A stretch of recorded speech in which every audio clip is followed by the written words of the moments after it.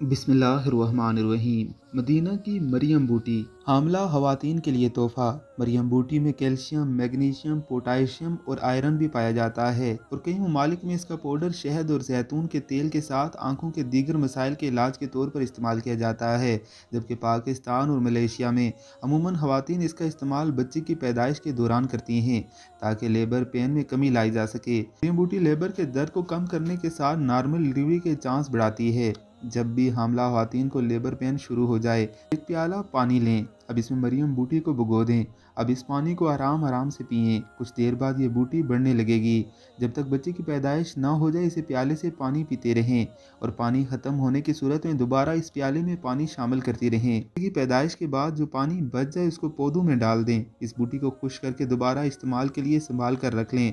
पाकिस्तान में कहाँ से मिलेगी? सदर बाज़ारों में बड़ी पंसार की दुकान पर यह मरियम बूटी दस्तयाब है, लेकिन इसको अक्सर और बेशतर लोग मदीने से खालिस मंगवाते हैं।